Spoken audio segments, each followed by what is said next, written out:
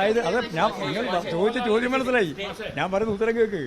അതായത് ഒരു ഒരു തീരുമാനത്തിലേക്ക് എത്താൻ 10-13 കൊല്ലമായി എന്നല്ലേ നിങ്ങൾ പറഞ്ഞത് മോഹൻലാലിൻ്റെ പ്രശ്നത്തിൽ.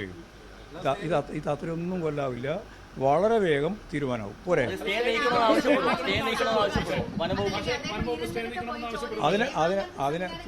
അതിനേക്കാളും ഒക്കെ വേടന് പരിരക്ഷയുണ്ട് കേരളത്തിൻ്റെ. അതിന് നിങ്ങൾക്കൊരു സംശയവും വേണം. നിങ്ങൾ അവരെ സംരക്ഷിക്കാന്ന് കണ്ടിപ്പോ നല്ല സംരക്ഷണമുണ്ട് വേടന്. പോരെ?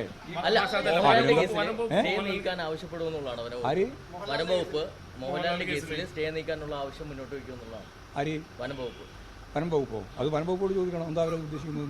എന്നോട് ചോദിച്ചാൽ ഞാൻ വനം വകുപ്പിന്റെ വെക്ക് ആവാൻ പറ്റാ. അതൊരിക്കില്ല. ഏതായാലും ഒരു കാര്യം വളരെ വ്യക്തമാണ്. വേടന്റെ മേലെയുള്ള ഒരു തരത്തിലുള്ള വേട്ടയാടലും കേരളീയ സമൂഹം അംഗീകരിക്കുന്നതല്ല. കേരള ഗവൺമെന്റ് ആ നിലപാട് സ്വീകരിക്കുന്നു.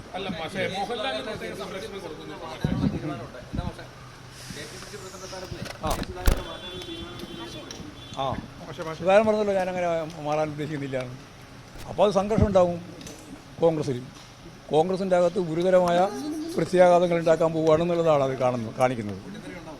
ഉറപ്പ് ഇപ്പം തന്നെ പൊട്ടിത്തെറിച്ചുകൊണ്ടിരിക്കുകയാണ്. ഇനിയും പൊട്ടിത്തെറിയുണ്ടാവും. കാരണം അദ്ദേഹത്തെ പിന്തുണക്കുന്ന നിരവധി കോൺഗ്രസ് നേതാക്കന്മാരാണുള്ളത്. മുരളീധരൻ പറഞ്ഞിട്ടുണ്ട്, ഫോട്ടോ കണ്ടാൽ തിരിച്ചറിയുന്നവർ ആരെങ്കിലും ആയിരിക്കണം കോൺഗ്രസിൻ്റെ പ്രസിഡന്റ് എന്ന്. അപ്പോൾ വരാൻ പോകുന്ന ആളെ സംബന്ധിച്ചിടത്തോളം കേട്ട വാർത്തയനുസരിച്ച് മുരളീധരൻ പറയുന്നത് അദ്ദേഹത്തെ ആരും കണ്ടാൽ തന്നെ മനസ്സിലാവില്ല, തിരിച്ചറിയില്ല എന്നുള്ളതാണല്ലോ. അതുകൊണ്ട് ഫോട്ടോ കണ്ടാലെങ്കിലും തിരിച്ചറിയണമെന്ന ആ പരിഹാസം ഉണ്ടല്ലോ, ആ പരിഹാസം കോൺഗ്രസിൻ്റെ നേതൃത്വത്തിനെതിരായിട്ടുള്ള പരിഹാസമായിട്ടാണ് അത് വായിക്കുന്ന എല്ലാവർക്കും മനസ്സിലാക്കുക.